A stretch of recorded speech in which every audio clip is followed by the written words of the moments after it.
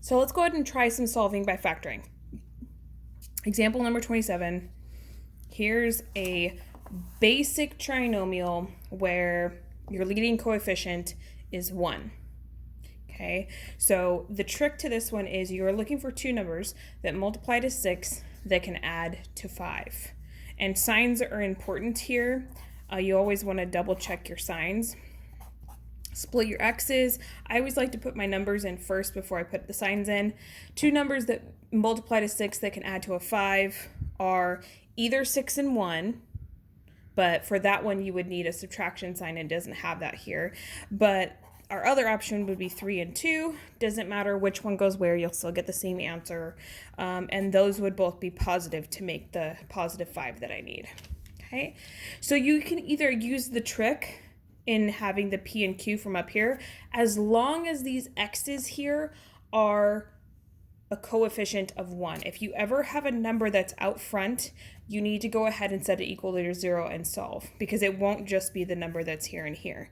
In this case, we have x and x here, so P, well, we'll write x equals -2, x equals 3. You have to change -3. You have to change the signs to opposite. Okay, so let's go ahead and try one that's a little bit harder. So let's try this 2x squared one. This one is a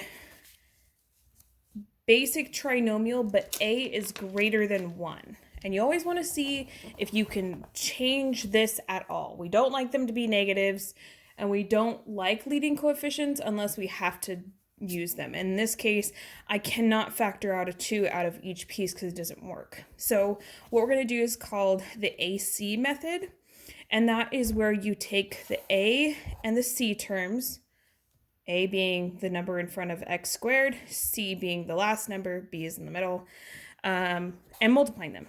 2 times -4. And what that's going to do is going to create your new number to decide what multiplies to -8 that can add to -7.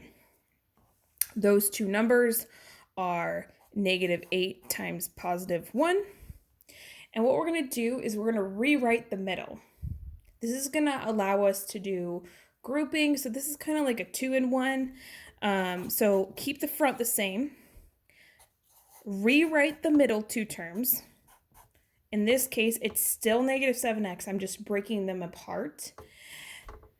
And then I have this -4 in the back. So rewrite the middle, keep the front and the back the same.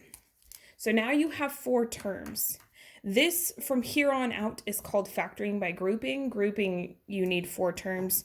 You would put parentheses around the first 2, parentheses around the last 2, and then you take the GCF of each pair. So in this case, we have a 2 in common in the front, an x in common also. Divide it out, so we get x minus 4. And the goal is that the second parentheses needs to match, including the sign. If it doesn't, then that means you did something wrong, and you're going to have to go back through and fix it up. So drop down the plus. Nothing in common back here besides a 1, which you can go ahead and write. And then it would still be an x minus 4. They match, yay, and I'm going to write them together now. So these two pieces come down as 1.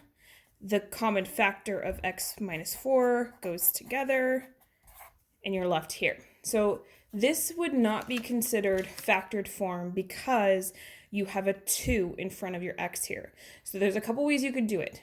So because we were just being asked to solve and not actually asked for factored form, you could split these, set them both equal to 0. Or what you could do is just factor out the 2 and then use the trick of pulling out the P and Q. I'm going to go ahead and split them because I don't mind that. So solve them both individually. So one solution is -1/2, the other one is 4, and you're good to go. Keep in mind, you can have maximum of 2 solutions, 1 double solution, or no solutions, depending on whether or not you could actually factor it. Okay, let's do this last one.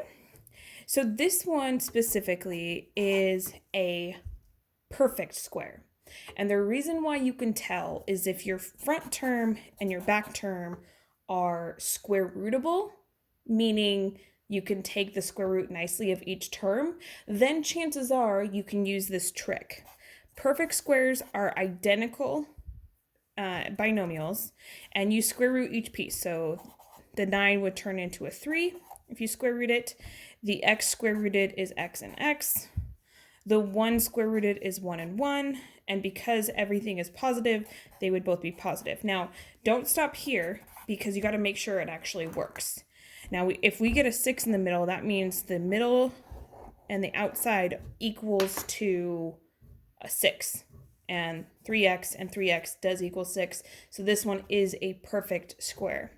So now I know it's going to have one root, a double root, and I'm just going to do one of these. You don't need to do both. Set it equal to 0. Divide by 3. And we get negative 1/3.